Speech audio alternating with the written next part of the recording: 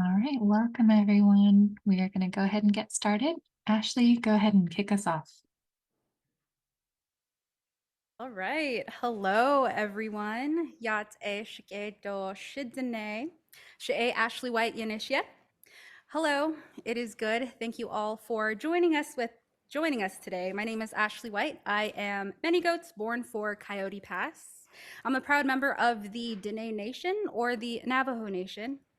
Aside from being a res girl, I'm also the education and training program coordinator here at the Johns Hopkins Center for Indigenous Health. I'm happy to share this space with you today. Today, I'm going to be co-moderating with our education and training director, Dr. Faye McMillan, and I'll go ahead and leave it to Faye to introduce herself. You're wrong, everybody. Hello, my name is Faye McMillan. I would like to Yinjamara Nurrumbang, which is respectfully acknowledge my country, that of the Wiradjuri people. Some may hear that slightly different accent, so I'm from Australia, and it's a pleasure to be joining you today. Thank you so much, Faye. All right. So we like to start off our gathering in a good way, which I'm going to be beginning with our family's prayer. I invite you to be present in whatever feels comfortable to you, to listen, reflect, and receive the good medicine that are shared through these words. Please take a moment to center and reflect on yourselves, your loved ones, and the individuals sharing this space with us today. We recognize all of you on this beautiful day. We recognize all of the blessings you have provided us. Creator, be with each of these.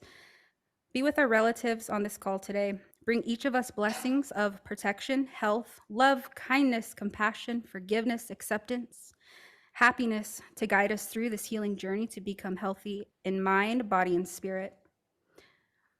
To come to the balance and beauty in all of our relations with our family, neighbors, and communities, to the natural world, with the seasons, with the animals, and with ourselves, with beauty surrounding each and every one of us, with beauty in the sacred directions, the east, the west, the south, the north. Hajona Hasli, Hajona Hasli, Hajona Hasli. Ehyahet.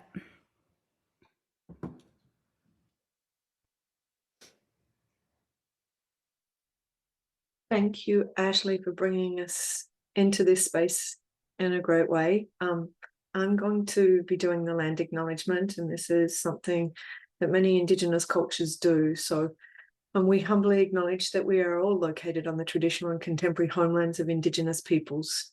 Together, we acknowledge the history of genocide and the ongoing systemic inequities while respecting treaties made on these territories as a step forward towards reconciliation and strengthening relationships with Indigenous peoples. We give thanks to the past, the present, and future stewards of these lands and respect all tribal nations' sovereignty and the right to self-determination.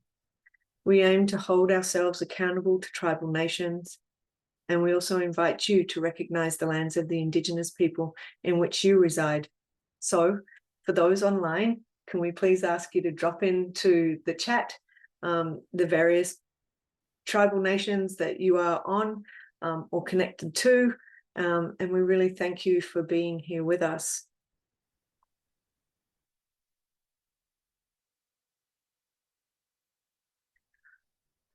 So if this is your first time joining us, we are the Centre for Indigenous Health. We are part of the Johns Hopkins University. We were founded in 1991 in the School of Public Health. However, sorry, one second. We were founded in 1991, with our mission to work with communities to advance Indigenous wellbeing and health leadership to the highest level. Today, the Centre is proud to work in partnerships with over 186 different tribal communities in 29 states and territories across the nation, as well as other international Indigenous communities across Australia, Aotearoa, and Canada. Some of the work that the Centre is working on is to address infectious diseases, promote behavioural and mental health, and provide health and training and education, not only at the university, but to our communities and the partners that we have across many different Indigenous communities. So our mission, as we said, is to work in partnership, and our vision is thriving Indigenous communities worldwide. Yeah, Faye. Such a beautiful audience. Folks, feel free to get some snacks in the back if you haven't already. Today's agenda, we started our welcome. We are going to have our panelist introductions and our panelist presentations, also discussion and audience Q&A. For those of you in the room, we do have a mic, and if you have a question, just raise your hand and I'll walk to you. And then we have our closing. Okay. So before I do introduce our panelists for today, I'd like to go over some housekeeping items. As you know, this is a hybrid event, which means that some people are here, you guys, and then also people are joining us online. And I believe we're probably about maybe 300. Maybe Anna can pop that in the chat for everyone. For those of you joining us on the Zoom webinar, we do encourage you to participate by adding any questions into the Q&A box. For those of you in person, don't be shy. All right. We're fortunate to have 3 wonderful panelists with us today, all of whom are valued members of our Center for Indigenous Health. I have the honor of introducing them all in order they'll be speaking. First, we have Crystal Austin from the Dene Nation, Director of Communications and Co-Director of External Affairs. Crystal is a communications strategist and dedicated advocate committed to amplifying Indigenous voices and strengthening community-driven change. She is joining us from our Southwest hub. Next, we have Dr. Miigis Gonzalez. She is of a Lakudere band of Lake Superior, Ojibwe, joining us from the Great Lakes Hub, where she serves as an assistant scientist. Dr. Gonzalez is a researcher and scholar whose work focuses on Indigenous food sovereignty, wellness, and community health. And finally, Dr. Donald Warne, who's Oglala Lakota, represents the Great Plains Hub as co-director of the center. A physician and public health leader, Dr. Warne has been at the forefront of advancing Indigenous health equity through education, policy, and transformation. Together, these 3 leaders bring us deep expertise and a shared commitment to strengthening the health and well-being of Indigenous communities. Without further ado, let's get started with our first speaker.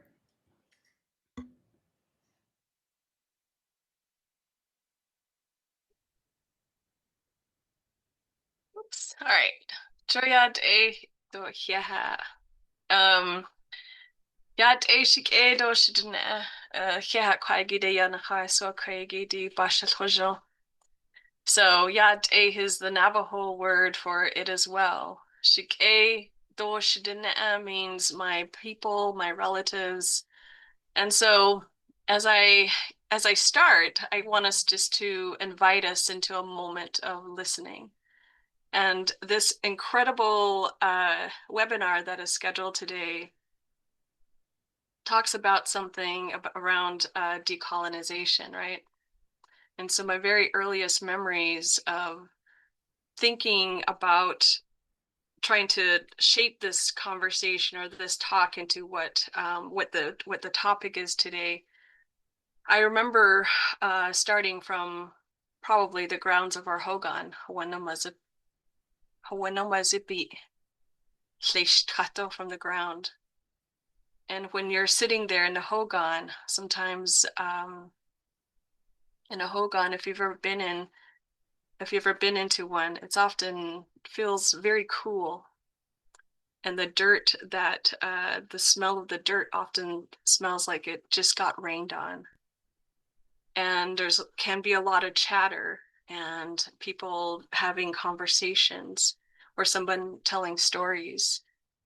And so as a child, we begun our training not just to hear with our ears, but to really our full selves. And that when we are listening to these things, the hope is that something can be imprinted on our minds. And perhaps years later, we begin to finally equate that into defining the experiences that we are going through. And so, listen, actually becomes, sure, that's what they were talking about. And so as we get into this space of listening, I don't have any slides to show you, but I wanted to begin with a story about Changing Woman and her grandmother, Spider Woman. Tahane Leia Jogashin. Stanat le hishin gato. Tahane East Shitsui Nijin. Shitsui. How does she start? Hadit itza. So Changing Woman was walking one day, and next thing you know, she heard a sound, and someone calling her Shitsui, my grandchild. And so she looked around and said, where's that coming from? And then Kwede, right here. Kwede. Again, she looks around. Where's that sound coming from? Ha delights. Where am I hearing this from? And there below her feet was a tiny little hole. And she heard again, Shitsui, grandchild, Hukko, come here. And so she got down on all fours and she put her ears close to the ground. And she heard that sound again, a woman's voice telling her to come in. And so she responds by saying, how do I do that? Hashitasha. Ayoya and snaz, I'm too big. How do I get down there? And Nashje says, Spider Woman says, Joban sin case. Ninsi case and leho. Kuneshilyahanna. Fix your mind. Think about it. Come in. And she stood there trying to figure out, how do I get myself into this hole? And somehow within those moments, she found herself inside of this place. And when her eyes adjusted, she looked around and she saw all of these really beautiful weaves, these blankets up on the walls of all shapes and sizes, of all designs. And a Masana Spider Woman comes up to her, the grandmother Spider Woman comes up to her, and she reminded her, like, she can bansin queso, nijuna goshindeya, you can do anything. If you fix your mind, you can do anything. And the story goes with the next few days really just her being trained by Spider Woman. Spider Woman became her mentor, her teacher, as she learned how to weave, as she learned how to embrace her role as a woman, and she learned all of these different skills, and that actually led her to many other things. And so I share that story simply because when I think about where we are coming from, it actually begins with who we are. And so, she'e nanisht ejet kabahanshle. Hia ani de bashichin do todij itni dashiche hashkan hat zohne deya dashanala. I'm a Zuni Edgewater woman, and I'm born for the Towering House people.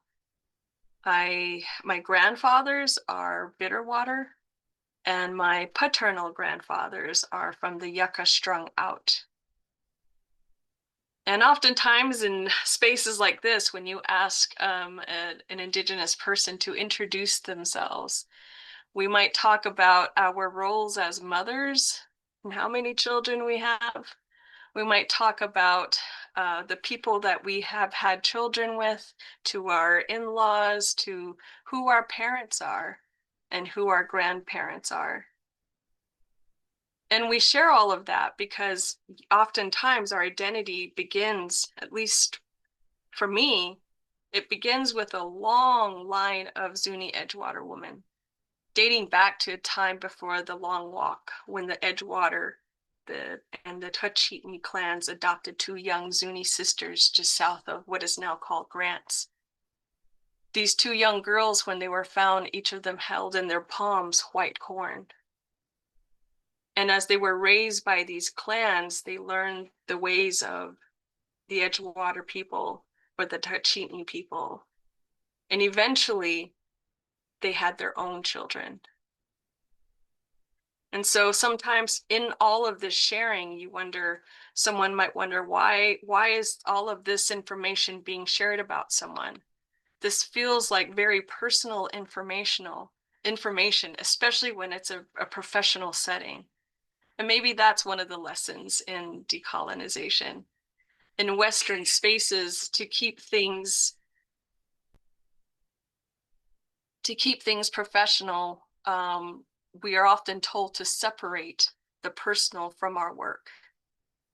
And but in just who we are and what we do, it's really challenging to try to make those separation. So I'm not just Crystal Austin, you know, that's the name that was given to me.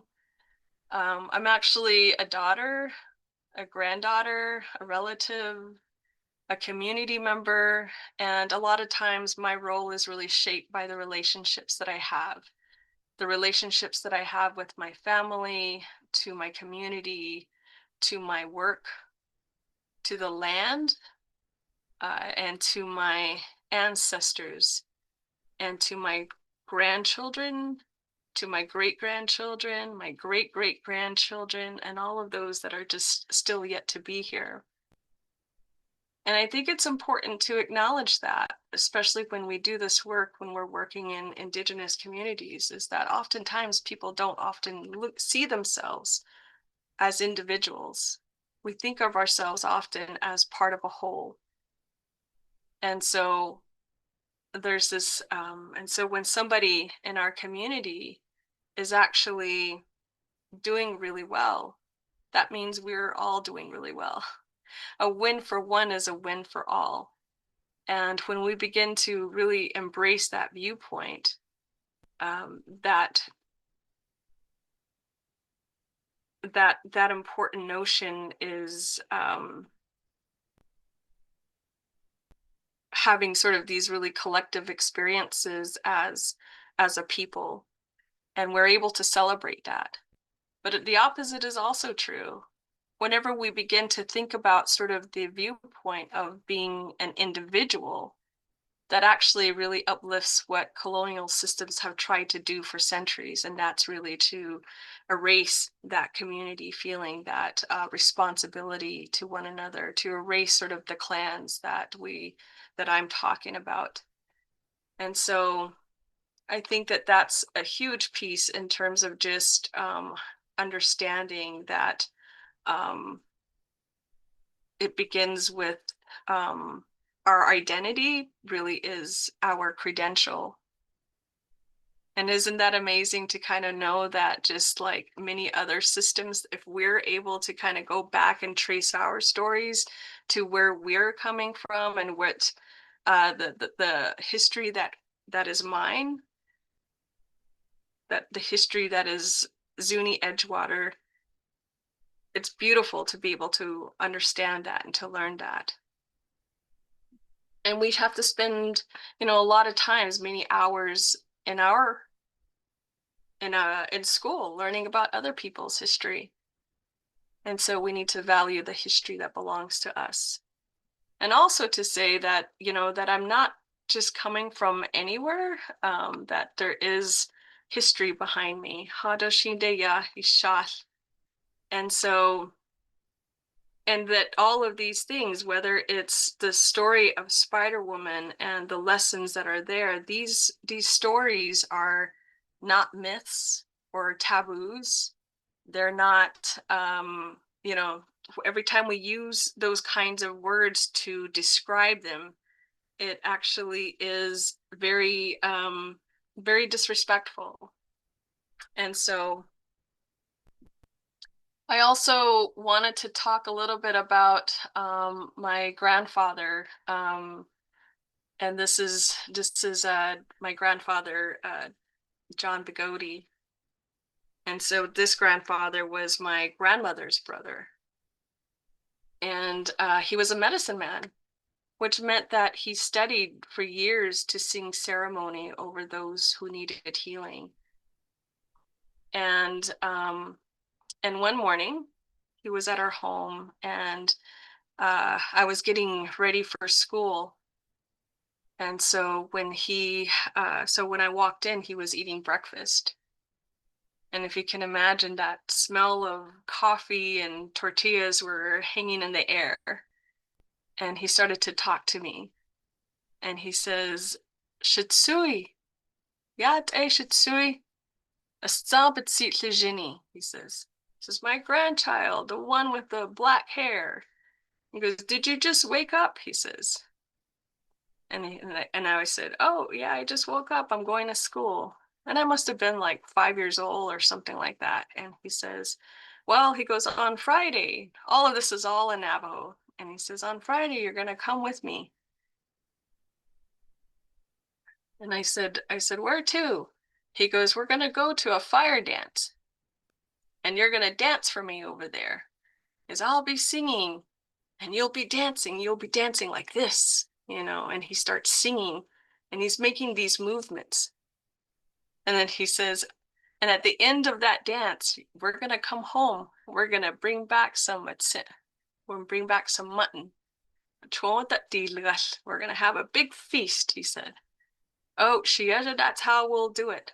I'll sing and you dance. And we'll bring home mutton all winter long. And I was laughing, listening to him. And he says, now go to school. Yego inchta. Bikiti ti. Bayan ti. Ninsi kesel le. On tlati kumpalagana do. Nhijigo nhinatan tinigi. Bikiti ti. He says, go learn. Go understand. Go talk those words. Fix your mind so that you're learning both ways very equally. Shiyaji, my grandchild. My little one. Shitsui, my grandchild. And so it wasn't until years later that I understood what he was talking about. And I'm glad that I listened. That idea of hearing him and listening to him.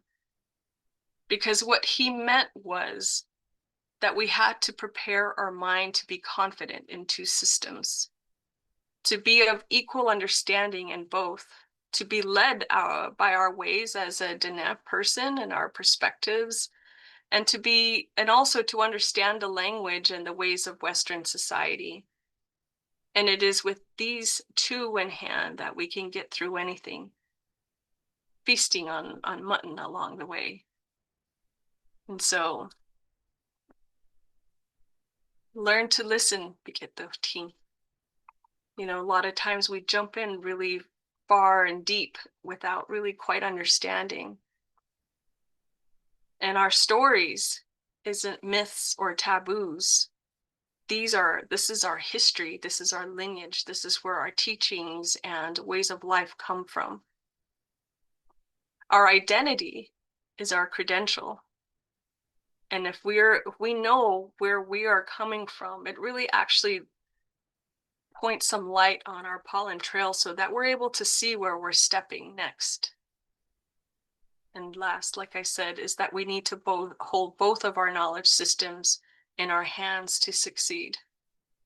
So thank you so much Shike Nislinigi, thank you for listening to me. And I just want to acknowledge that I have two amazing colleagues who are here, Dr. Gonzalez and Dr. Warne, who are also sharing other things. And for me, I can only bring to you my experiences from the Hogan floor. So yeah. Yeah, Crystal. Yeah, listen. My Che, or my grandfather, used to tell us that when we were little kids. He's like, if you guys don't listen, I'm gonna take your ears off. So yeah, Crystal, let's go ahead and pass it over to Dr. Miigis Gonzalez.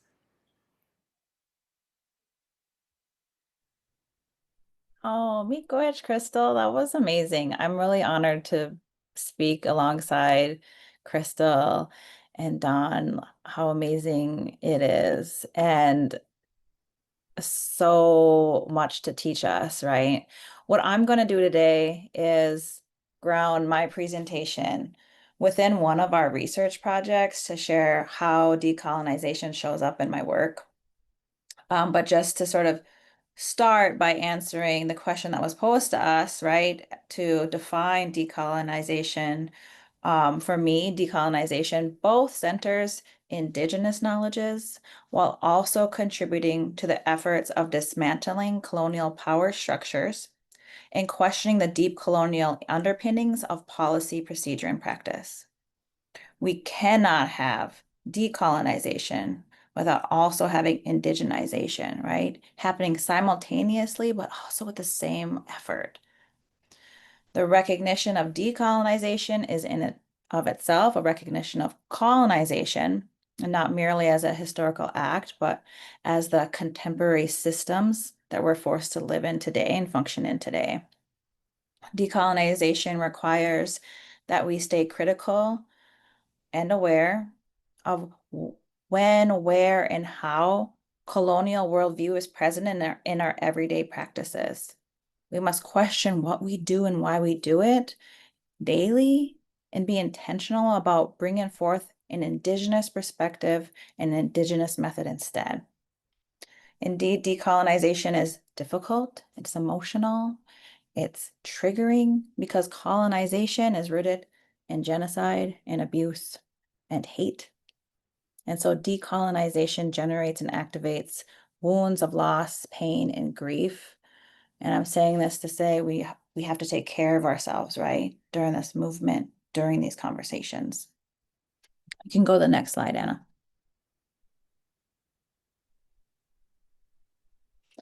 So Gia Goshamon, sitting with your first family, is an NIH, good.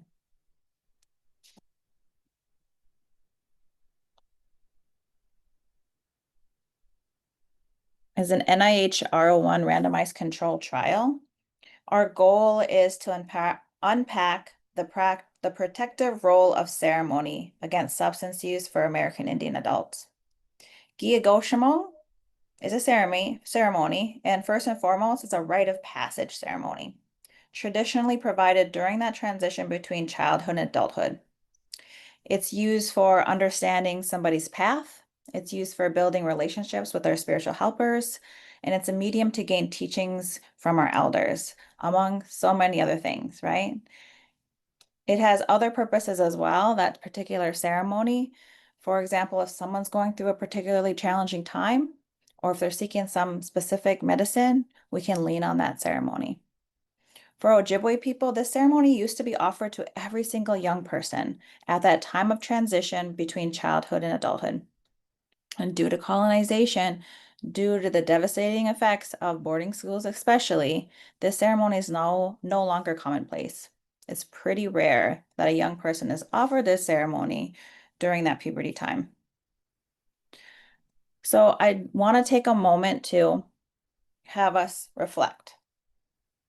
And I'm not going to ask you to speak up or anything or share with anybody, but I want you to reflect on that puberty time for you when you first got your period, or even in that year of your first period, trying to figure out your flow, trying to figure out how to be quietly open a pad in a school bathroom stall. Or think of that time when your voice started to crack, when your voice started to change, right? New things were happening to your body. Reflect on what supports you had during this time. What was the messaging that was shared?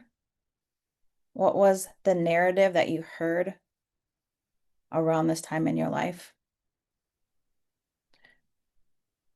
Around your body? Was it positive? Was it negative? Was it neutral? Who did that narrative come from? Was it your peers? Was it in a sex ed class? The TV? Was it from your parents, your grandparents, your aunties, uncles, cousins? And when you think about those folks that shared, you remember certain things, right? That shared those things that stuck with you. Where do you think they got that information? And was it positive? Was it negative? Was it neutral? Was it well informed? I'd also like you to reflect on what we learn about other genders during that time. And then how is that narrative sort of reinforced at school, the media? During that time for us, traditionally, we were given intentional time as young girls to learn about the power of being a woman, of being a creator. Or intentional time was given to our young boys to learn about the responsibility as men and as warriors. And we've lost that practice. And instead, what was it replaced with? Often it's replaced with a lot of embarrassment, confusion, and shame. Shame of our bodies, shame of what's going on in our heads. Or there's a void and it's not replaced with anything at all. But when we talk to our elders, especially our first language speaking elders, what exists for us and what has always been available to us was nothing but love and compassion and acceptance of ourselves and pride and value of our neighbors, of women, of men, of our kids, of our elders. Our elders teach us that everything we've been given as Anishinaabe people was given to us with love. And you think about puberty as such an important time of transformation, right? Where you're physically, spiritually, emotionally, mentally evolving and really vulnerable. And what an important time it is, an especially important time to be able to have those teachings transferred and values instilled, right? I personally did not have access to the ceremony during my own puberty time. It wasn't accessible yet. But we have since reclaimed a lot in our family and my kids' generation. So my kids are little, but my sisters, my brother's kids, we've all provided that ceremony for them during that puberty time for them. I started feeling a connection to this ceremony specifically almost a decade ago now when we put our oldest child, so my niece, my brother's daughter, through this ceremony during her first period. And she was the first one in our family for generations, right? That was offered the ceremony. And even though it was for her, it provided with me with so much knowledge, healing, and inspiration by merely helping her out in this time. And I didn't know that a decade later we'd be doing a project such as this one, but here we are. And so this project for me has two big purposes. One is to increase access for adults who did not have access to these ceremonies during their own puberty time, to give them access, to give them support, to provide them with a little bit of structure, and to decrease some of those barriers that they have to engaging. The other big aspect of this is the research, right? That we're looking towards health equity and health sovereignty. So when I think about decolonization, this is it. This is what I'm doing now, our teams are doing now to support the cultivation and the reclamation of Indigenous systems of care, which includes something like the ceremony, among so many other things, right? And it's the Indigenous systems of care that need to rise for Indigenous people to be well. Go to the next slide.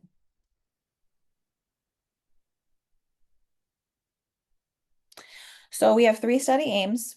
The first aim is to understand elders and ceremonial practitioners, their conceptualization of this ceremony. So we didn't merely just ask, what do we do, but why do we do it? What is the benefit that we might see in our young people in adolescence, but also throughout their lifespan? We also asked those elders, what about adults, right? What about this generation of folks who weren't offered that ceremony, but didn't get that in puberty, right? We as a research team also in this project are not touching the ceremony. We do not impart any Western methods onto the ceremony itself. The ceremony exists as it has always existed and is maintained through traditional Indigenous forms of knowledge transfer. Our intention is not to share details of what the ceremony is. We're not packaging it. We're not scaling it. We just want to build that evidence towards culture as health, culture as prevention. So in aim 2 and 3, we will use surveys and EEGs in our baseline, our 1-month post and our 6-month post to understand the changes in social determinants of health, to understand changes in substance use, mental well-being, things like social support, community connectedness, right? Spiritual connectedness, and then also those neurocognitive functioning changes. Sub-aim 2 is to understand through qualitative research, how might we support and advocate for the sustainability of this ceremony and this work once the project itself is over, right? You can go to the next slide. And so once an individual joins the project, they are randomized into one of 2 groups. If they're either randomized in a treatment, which is going through ceremony right away, or they're randomized control, which means they're going through ceremony later. And so when they join, they will do their baseline assessments. Those folks that are randomized to treatment will go through ceremony, and those that are randomized control will not. 1 month later, post-assessments, 6 months later, post-assessments. And then the control groups will get the same access, the same support to go through that ceremony. And this is what I like to say, like, these are Indigenous ethics, right? That we know in our communities that this ceremony is beneficial, that this ceremony should be offered to everybody. And so we want to give that same support for those that are randomized control to go through that ceremony and to follow through with that as well. You can go to the next slide. I just wanted to end here too to say, like, for clarity, that this ceremony is already backed by centuries of Indigenous-led, Anishinaabe-led research with clear results, that the ceremony facilitates a healthy transition from childhood to adulthood, among so many other things. But colonial America does not validate that research. So for this project, we're utilizing Western language, we're utilizing Western methodologies to seek that validation towards Indigenous health sovereignty, right? In a decolonial future, we wouldn't need to do this project because the research has already been done. And that's where I'll end. Miigis.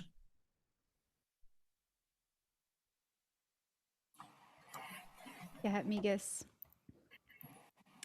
That was beautiful. All right, let's go ahead and get to Dr. Don Warne. Floor is all yours. All right, thank you so much. Pilami ayalo, mitapi epi.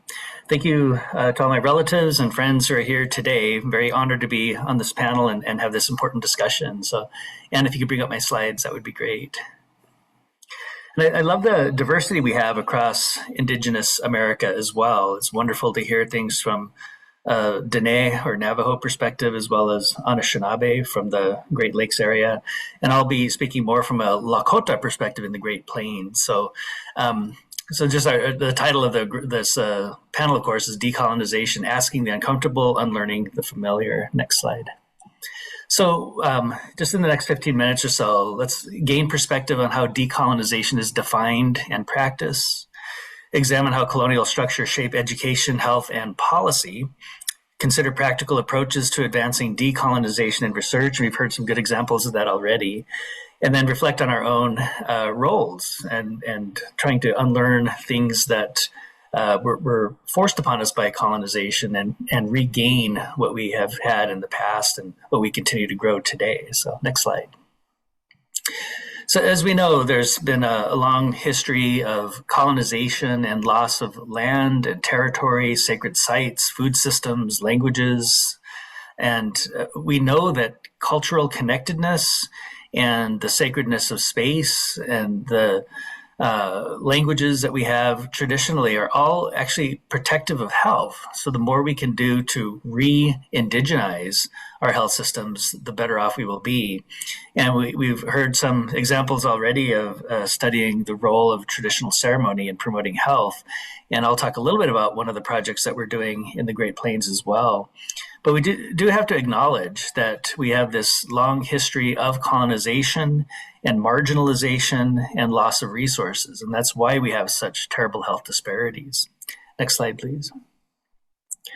So all kinds of trauma that people can endure. I mean, of course, we can have physical trauma and injuries, but also there's been a lot of research in recent years looking at the impact of emotional and psychological trauma. And that could be one-time events. It could be ongoing or toxic stress. And some of our challenges that our people face is we have higher rates of poverty and other types of social challenges that create a toxic stress environment for many of our people. So in addition to dealing with the historical issues, having the ongoing challenges and those social determinants of health really create big challenges for many of our populations. And of course, childhood trauma, we'll look a little bit at the impact of adverse childhood experiences. But in addition to those types of studies that have looked at general populations and the outcomes of emotional and psychological trauma, I'd say for Indigenous communities, we have some unique exposures to these traumas, including historical trauma and colonization, tremendous loss of land and language and cultural practices and sacred sites. It's really remarkable. There are places in South Dakota that are sacred sites to my people, but I have to pay a fee to get in there. And it's just an amazing turn of events when we look at our connectedness to land and place. So we also have to think about perhaps there's even a spiritual trauma that's occurred for many of our people. So next slide, please.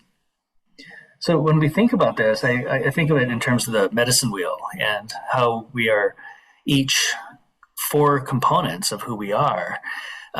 So spiritual, mental, physical, and emotional.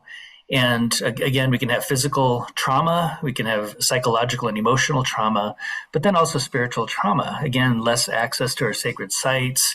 There's even a time historically when we think about colonization and policy when our spiritual practices were actually illegal. And you can Google this. It's called the Code of Indian Offenses. So if you want to look that up, Code of Indian Offenses. And it basically stated that our practices of our traditional healers, our medicine men and women were illegal. They specifically called out the sun dance as being illegal. And it was punishable by incarceration and withholding of food. So that was the punishment. And again, that's Code of Indian Offenses in 1883. And that had to get reversed by the American Indian Religious Freedom Act in 1978. So it was almost 100 years our spiritual practices were illegal. And that has an impact on population. So next slide, please. So I won't go into too much detail, just kind of thinking about the intergenerational basis for some of our chronic challenges, because I think it's even more important to get to the solutions and what we can do and what we are doing through our center. But we do have to acknowledge that historically there was genocide of Indigenous peoples here in the United States and in other parts of the world. And you can draw a straight line between that historical trauma and our chronic disparities that we see today. Next slide, please. So Miigis briefly mentioned the boarding schools and how we did lose a lot of our practices across those generations when they were away at boarding school. And it was forced participation in boarding schools. And it's not very well known or understood, but the way the federal government compelled families to give up their children is that once we were on reservations, we didn't have our traditional food systems. We were dependent on the federal government for food. So the families were told, either give up your children to go to boarding school, or we will withhold your food. So basically, give up your children or starve. And that's how thousands of American Indian children were compelled to go to these boarding schools, where they face all kinds of abuse and neglect and forced removal. And this is not ancient history. My own mother was a boarding school survivor, so just one generation ago in my family.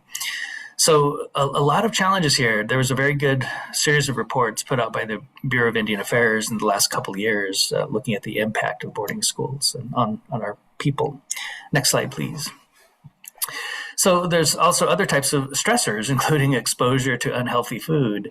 WIC, of course, women, infants, and children, and they do a much better job now of doing things like promoting breastfeeding, but when I was a full-time clinician back in the 1990s, the reservation where I worked, the WIC program was basically a baby formula distribution program, just handing out baby formula. And we know that as a population, formula-fed babies grew up to have higher rates of diabetes than breastfed babies. It's just what the data show us. And FDPIR, that's the food distribution program on Indian reservations, and that was in the 1970s, kind of an offshoot of the old federal food programs that were really focused on just providing rations. Now, the Commodity Food Program, or FDPIR, has improved a lot in recent years. There's been some really good advocates to promote better nutrition. But now when we think of traditional American Indian food, a lot of people think of fry bread, but we never fried dough. That's actually not traditional Indigenous foods. It's people doing the best that they can with their rations or their commodities. Next slide, please. I mentioned adverse childhood experiences. I was co-principal investigator about 10 years ago in a study in South Dakota, and we saw just significantly greater exposure to ACEs, or adverse childhood experiences, among the American Indian population. And there's kind of a dose-response relationship between adverse childhood experiences and poor health outcomes. So we have all kinds of measures across abuse, neglect, and other types of household dysfunction and challenges that lead to more chronic disease disparities. Next slide, please. And then the stressors don't end at age 18, right? We have a lot of challenging circumstances in our communities, and can think of adverse adulthood experiences and exposure to poverty, substance use, high rates of death, high rates of suicide, and then other challenges related to systemic racism and other forms of toxic stress. So when we look at this, it can be very heartbreaking to think about all of these exposures that lead to higher risk for chronic disease disparities. But I also look at this and I see areas of intervention. There are things that we can do about this. We can improve food quality and have Indigenous food systems reincorporated into our communities. We can prevent adverse childhood experiences. We can address other social challenges that are leading to higher rates of disease. So we have some wonderful programs working across this continuum, looking at maternal and child health and improving birth outcomes with things like Family Spirit, and then other wellness promotion, suicide prevention programs like Celebrating Life. And there's all kinds of areas where we can intervene. So it's heartbreaking in many ways, but it's also opportunities to do something meaningful. So next slide, please. So again, we have to think of this in a holistic way. And I think one challenge that we've seen is that the medical model alone is not going to solve this, right? We're not going to be able to prescribe our way out of historical trauma. It's not going to be solved in the pharmacy. But we have strong solutions, meaningful solutions within our Indigenous populations and cultures. And we can look at health in a much more holistic way that, as a physician, I'm taught how to address the physical health of my patients, but there's so much more to it than that. We need to look at spiritual health, mental health, and emotional health. Next slide, please. some of these things are really promising in terms of improving outcomes. We even know that having prayer and a sense of connectedness to a higher purpose is actually good for health. There are limited studies, but the ones that do look at this show positive correlations to better health outcomes, and we have that strength of spirit. In the mental realm, meditation, mindfulness, cognitive behavioral therapy, these types of things actually do work effectively. And when we look at things like CBT, that's basically being very mindful and intentional of what we're thinking about. And that reminds me of morning prayer, and what we're supposed to be doing every day is focusing on what we're grateful for. And there's been some limited studies again, but very promising, that when we focus on gratitude, we tend to have better health outcomes. Obviously, in the physical arena, exercise and movement is important. And in the emotional arena, having those social connections are very important. Social isolation is bad for our health. So again, there is a role for medicine and medications, but we can do this in a much more comprehensive manner, and we can do it in a ceremonial fashion as well. So next slide, please.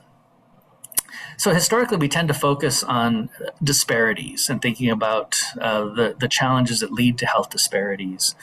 And there's even, of course, at NIH, there's the National Institute of Minority Health and Health Disparities, almost as though just being a minority member is a risk factor in some cases, unfortunately. Next slide, please. So if we think about social determinants of health, and I won't go through all of them because we've talked a lot about these in many settings, but we have a lot of social factors that lead to health inequities. So next slide. So we know that social determinants of health, things like poverty, lack of adequate housing, living in discrimination, leads to changes in health behavior. So if we are impoverished, we tend to have less healthy food. And isn't it remarkable that in the United States, to have healthy food is very expensive? So the unhealthy food is less expensive, unfortunately. And then people are self-medicating. There's a lot of unresolved trauma and dealing with those social challenges. So we see more even cigarette smoking, other types of addiction, and other unsafe behaviors. Next slide, please. So this leads to higher rates of chronic disease, higher rates of infectious disease. And we certainly saw this during the COVID pandemic, that the more chronic disease that we face, the higher risks that we have for things like infectious disease. Next slide. We also have a lot of work in maternal and child health, right? And my question in that equation is always, well, what is the role for the fathers, right? That we have to be able to include the fathers in this equation too. And we do have some wonderful fatherhood programs that we're looking at, as well as our maternal and child health programs. And next slide. And then, of course, the role of mental health. And when people are suffering from any of these challenges, it has an impact on mental health, but also mental health can have its own independently occurring challenges with things like depression and anxiety and suicidality. And I see a lot of people self-medicating the challenges of mental health, and it leads to higher risk for bad outcomes, whether it's chronic disease, infectious disease, or in that maternal and child health arena. And next slide. So this is where we see disability rates. We unfortunately have highest rates of disability among American Indians. We have workforce shortages because we have higher rates of dropout in those challenges. So we've been looking at this disparities framework for decades. And I think what's really missing is the solution. So it shouldn't just be historical and unresolved trauma that we're looking at. We should be looking at an Indigenous wellness framework. So next slide. So that's what we're trying to change, is that let's not just look at this in terms of disparities. Let's look at this in terms of wellness, and not just historical trauma, but historical knowledge and traditional culture, and the role of language, ceremony, beneficial childhood experiences or benevolent childhood experiences, not just adverse, land-based healing, sovereignty, self-determination, and recognizing the role of land-based healing and connection to ceremony. And instead of just social determinants of health, we should be looking at Indigenous determinants of health. And for those who are interested, I do work with a team called the Indigenous Determinants of Health Work Group, and it's organized through the United Nations Permanent Forum on Indigenous Issues. It's an international group, and recognizing that there are things that we can do in the social arena that will improve outcomes, including traditional ceremonies and reconnectedness to culture. So we can see all these things. And Economic development, good education, those are actually public health interventions that can lead to healthier behaviors. And we should have more access to healthy foods, more access to culturally relevant physical activity.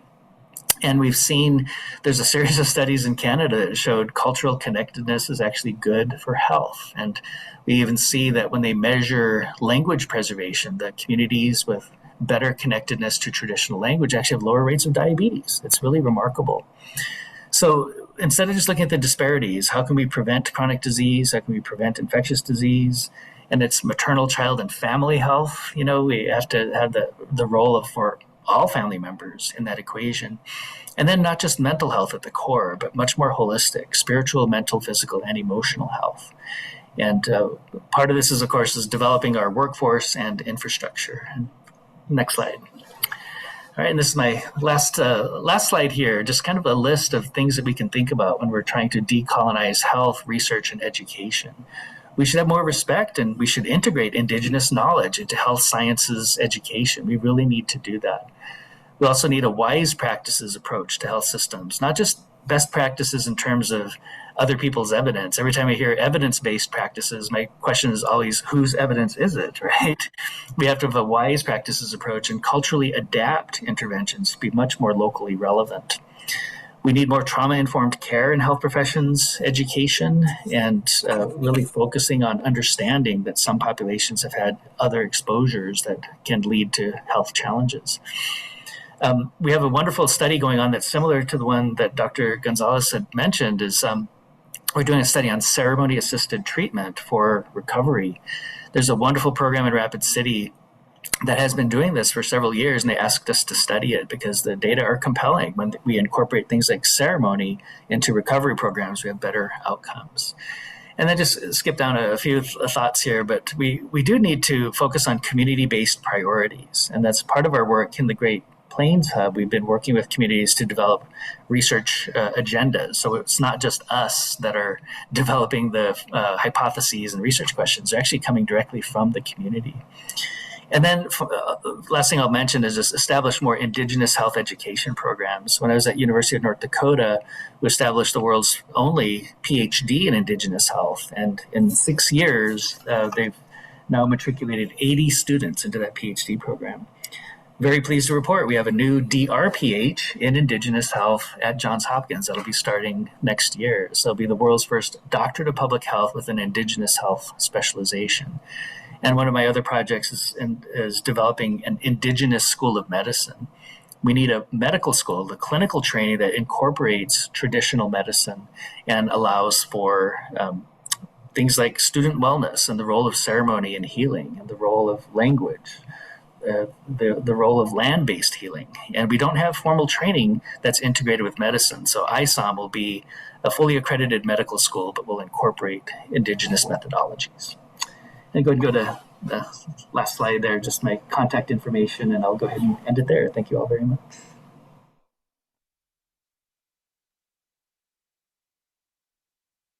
Wow. Firstly, thank you to each one of our panelists that have joined us today. I just want to take a moment to sit in gratitude for the wisdom and the sharing of their knowledge systems that they all brought to this panel in such a beautiful and unique way that honored each of their own ways of being in this space. So thank you to each of the panelists. Your truths, your stories, and as I said, your knowledge systems really mean that we need to listen to learn. And I did like Ash, your reference to your grandfather of saying, take your ears away. My grandmother used to say, you have one mouth, two ears. Make sure you make good use of the one that you have. So use the two that you have to listen.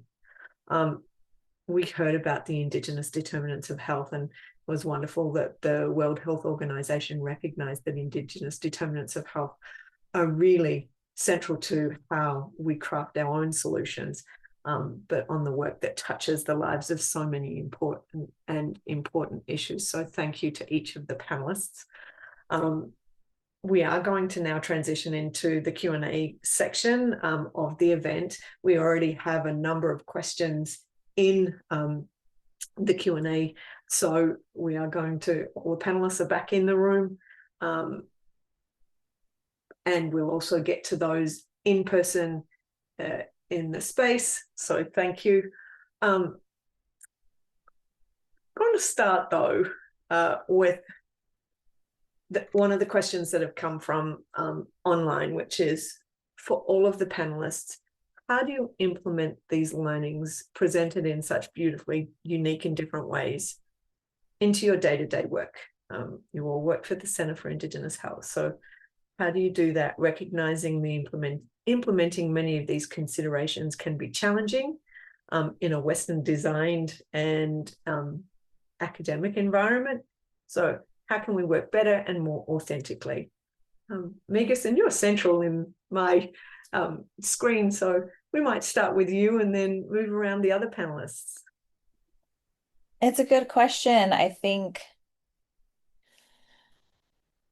for me, it's always about centering myself, as, you know what I mean? Like being in ceremony, being in community, speaking my language, you know, with my kids or with who I can, and using my asema, right? And doing my prayers, like Donna said, like your morning, like those things are the things that help me enter into these Western spaces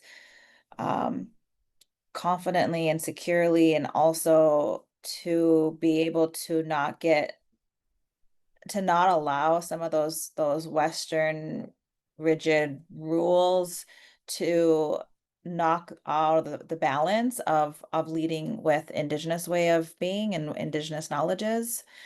And it's, for me too, it's like leaning on mentorships, right? Leaning on colleagues who are also Indigenous, who are also doing this work, to say, hey, this, you know, issue came up, it feels wrong to me, whatever it might be. It's evoking something uncomfortable, and I'm not comfortable moving that forward. Is there a way I can sort of rethink this and unpack it and maybe move in a different direction? So those are, I think, two ways that I go about doing that. Thanks, Miigis. Crystal or Don? Yeah, thank you. Well, I always love listening to Miigis and Don talk about their work, because it just, when I said, win for us, it's like, wow, that's why these guys are doing such incredible things, and it lifts all of us up. When I think about who we are as a people, it truly is a collective. And then to think that, these are the people that we're standing with, it helps us to walk into spaces feeling more confident, and feeling more unapologetic about coming in as being different, if that makes sense. I think that what I really appreciate about the center is being able to feel that lived experiences is just as valued as academic experiences, and that the things that we learn, again, on the Hogan floor is definitely held up with the same regard as academia. And I think that we have often we're often practicing how these knowledge systems are woven together, so that it makes this this community fabric much more strong. And I think that that's definitely a place that I feel like I'm able to do that is with the center. The other places that I feel like we actually practice this is in the way that our systems can be set up, and that's acknowledging that that we need to have culturally to be able to have the time, and to be able to have the time to participate in those things that matter to us. And so our center has that actually as part of our system of supporting our team members. We have cultural leave, we have again, I think that has been such a respected thing. And then we're also often thinking about how valuable these knowledge systems are. So in a week and a half ago, we launched what we call, at least for Navajo, we launched what we call our Elders in Residence program. And this was just getting to elders in our community to be a support system to the work that our team members are doing, and whether that's just to sit and listen or whether that's to offer teachings. And when we met with them, they were reminding us of all sorts of information, and that felt really, really good, because these are the people that actually feel very, very validating, when you're doing something. They're like, yes, that's right, you are on the right path. And to have them kind of like sitting right here, it just makes us that much stronger. And I think that being given the autonomy to be creative in that way feels very supportive of who we are as a people. Yeah, thank you for that.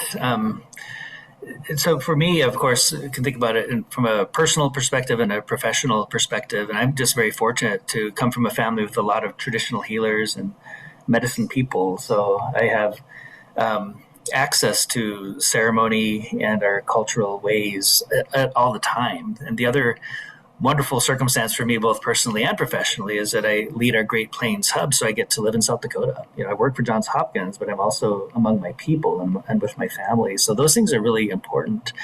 And then in terms of trying to integrate this into an academic setting, we've had several projects that are just tremendous. And I saw Dr. Clausen was on as well. She's helping to lead our Together Overcoming Diabetes project in the Great Plains. And it's a wonderful intergenerational approach to managing diabetes.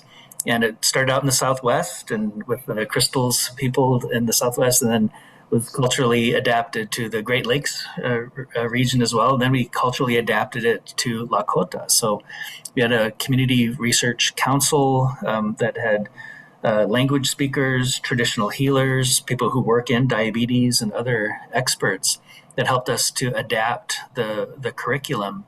And we've just at phase one had remarkable outcomes. So in truth, I think when we are integrating culture into the research paradigm, it's actually of benefit. We'll get better outcomes, that when we can show that. And the other thing that I'd like to remind our people of is that we've always been scientists. This is not a different arena. We've always been healers. We've always been educators. We've always been researchers. We've always been evaluators.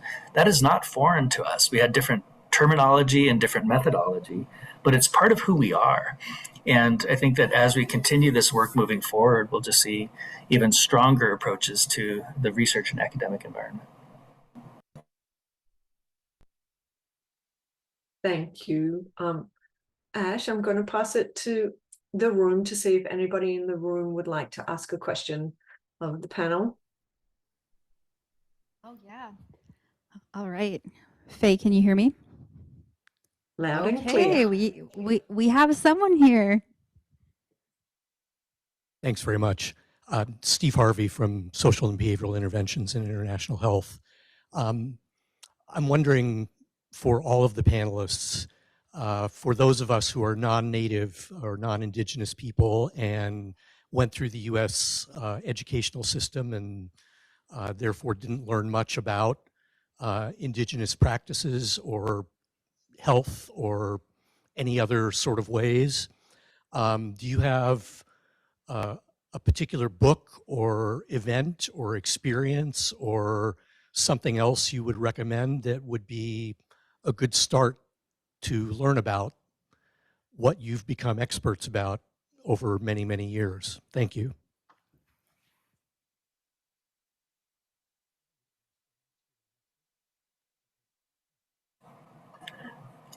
Not sure who's going to go first. So, no, that's a great question, and what you allude to is unfortunately just absolutely true. Is that our current educational system does a terrible job of Indigenous history and really understanding the roots of some of the challenges. I think it's a history that people don't feel comfortable with. But that's part of the title of this whole meeting, right? Is that we have to be able to address things that are even uncomfortable or challenging. And part of that history does include the boarding schools and warfare and loss of land and loss of territories. But there's not, I don't have like one single resource. There's a People's History of the United States that was very good by Howard Zinn. That's a good book. And then one that's more specific to South Dakota, a book by Edward Lazarus, and it's called Black Hills, White Justice. And the Black Hills of South Dakota were the original reservation for the Lakota peoples until gold was discovered and they broke the treaties. So there's all kinds of examples of that, but I don't know if Crystal or Miigis, if you had other thoughts on that.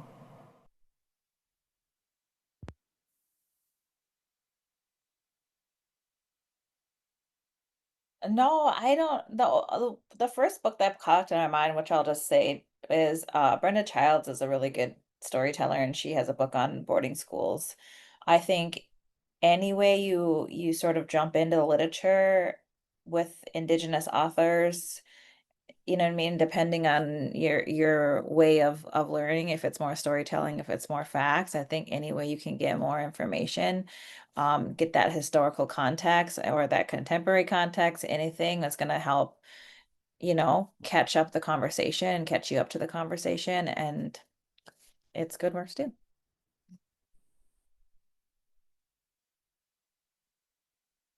Yeah, I feel like Miigis just touched on something very important, that it's Indigenous authored.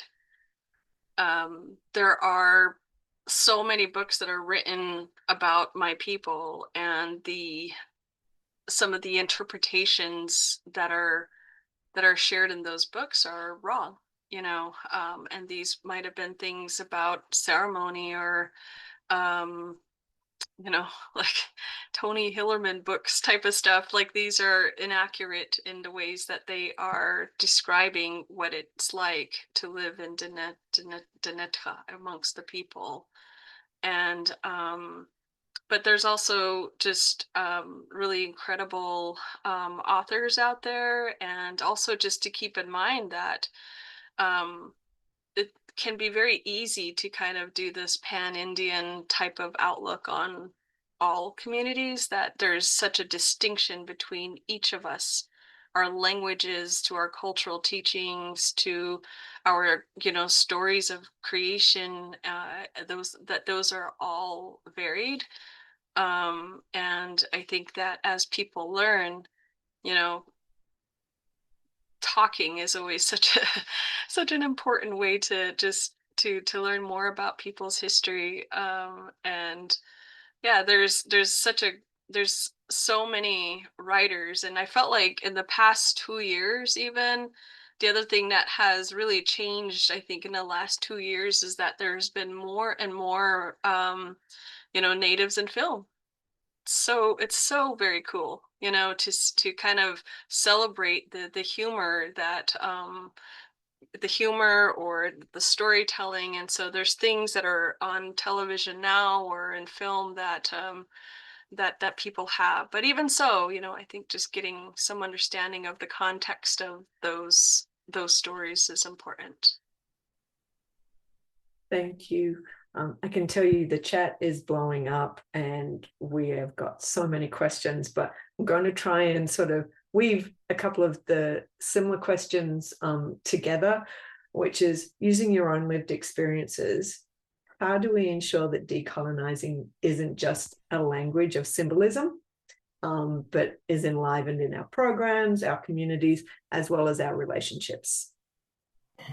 Yeah, very good question, because we don't want it to just be words. We want it to actually be implemented. And a couple thoughts. I did see there was a question also looking at critical allies, and we need to both develop and honor our critical allies who may be non-Indigenous, but we also have to build the Indigenous workforce at the same time. And I think it would be very difficult to have a decolonized and indigenized curriculum without Indigenous faculty. How would we do that, right? So that's a big part of the solution, is exactly what we're doing through the center, and increasing the numbers are people who are getting master's and doctorate level training in public health and research methods and all these wonderful things that we have to offer.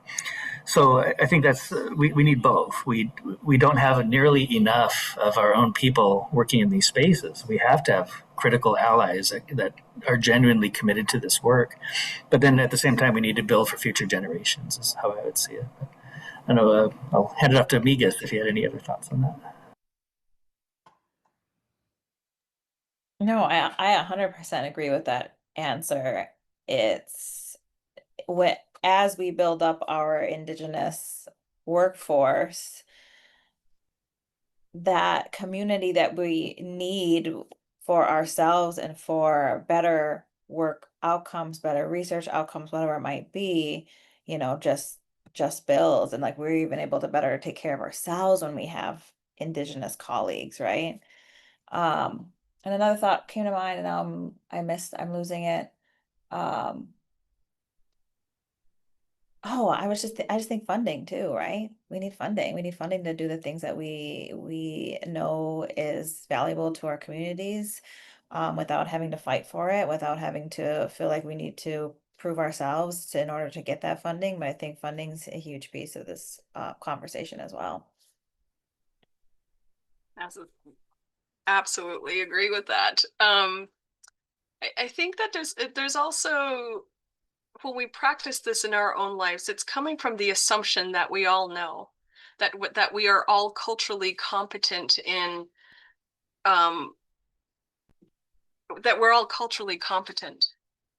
Earlier, Dr. Warne mentioned that having access to medicine people or knowledge keepers, but that's not true for everybody, right? And in many of our communities, there are still many people who don't have that access. I was fortunate to be able to be raised by loving grandparents and having medicine people in my family as well. So I think that something in terms of practice is really also building up the competency of our workforce. And so when I think about our work at the center, what I hope to do is one day start, I don't want to call it a training or a program. I don't really know what it is exactly. It's this transformation of being able to build a workforce that also is understanding, our history and understanding our ways, so that they're able to then utilize that in the work that they do every day with families, that they're feeling much more competent about explaining what the story and the lesson of this history is, and how that relates to the work that they're doing, and I think when you do that, it actually offers a lot of healing. For example, when we talk about fatherhood, and if you kind of understand the stories of fatherhood in Dene culture, it might help us to understand what is also presently happening. And I say that very vaguely, but it's just that the point is that the competency of our team members is so critical in being able to do good work. And if we're able to do programming, or if there's a thing that we journey together to learn and give access to our own workforce, I think it'll take us a really long ways. Thank you. This will be our last question before I go to the panel for their thoughts. And again, I wanted to raise that we're discussing decolonizing in a health context, but we know we have a question here from a lawyer that asks about that intersect of really understanding the language of justice and how tribal attorneys amplify tribal sovereignty, but it also adds to some of the other questions around critical allies or non-natives and what we can do to build language programs. So I think really it's the question of how do we decolonize the whole system, and probably a very large question to end on, but it's not just health. and that intersect. Yeah, that's absolutely right. And we can't look at health as its own silo, education as its own silo, cultural practices as their own silos. It's all connected. And I'm at American Public Health Association, and we actually had a session on decolonizing language in public health. And I shared just a very brief story from the Great Plains. And there's a story of a young woman wanting to learn more about cultural practices and went to her uncle, who was a medicine man, and was asking, what's more important? Is it land? Is it language? Is it culture? Is it ceremony? And he laughed and said, "My child, it's all the same thing. You can't have one without the interconnectedness of the other." So we have to recognize that when we're looking at improving public health, we have to improve economics, we have to improve education, we have to improve housing, we have to improve justice. All those things are connected. And in Lakota, I would say, mitakwe oyase, meaning all things are connected, all things are related. So I'd look at it, just like you said, Faye, it's a much bigger systemic question.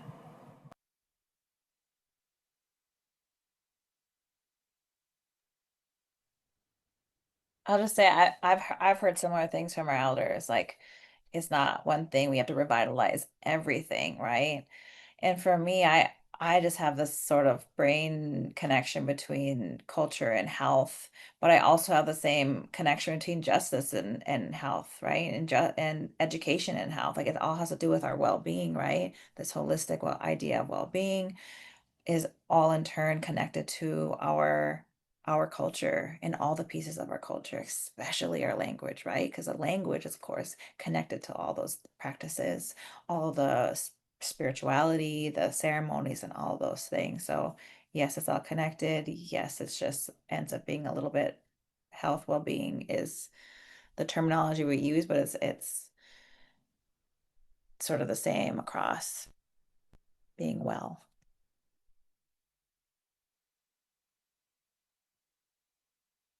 Okay. I can't believe how quickly our time has run through. What an honor it's been to have our panelists. And I would like to give them back this moment to ask a quick reflection from each of you before we close out today.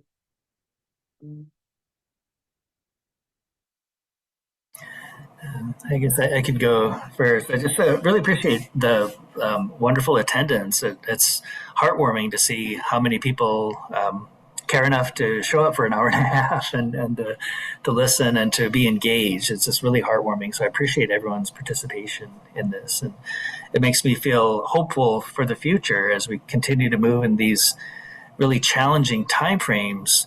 There's still a lot of really good people, including each of you, and there's a lot of good work to be done. And it'll be most effective if we continue to work collaboratively. So just wanted to thank everyone.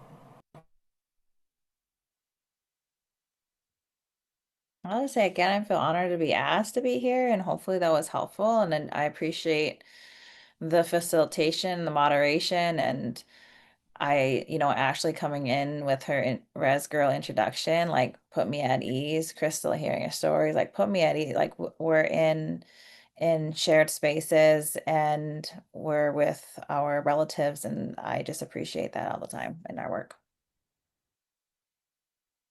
I do too. I always appreciate all of our people that are doing this work, and all of our allies who support what we do, and it could not ever be done alone. I think nothing that we do can ever be shouldered by one person, right? And so I love that collective effort is something that we all are doing together. And when I looked at this morning when people were saying where they were from, I was like, whoa, wow, this is really cool. It's one of those, it's a good day to be Indigenous type of moment when you see people from all four corners of our country coming in and saying hi, and that this is where I'm from and this is where I stand. And I think that is, and that feels good. That makes us strong in all ways. And so, yeah, thank you so much for just being here with us today. Manungu, I'm just going to read the very last post.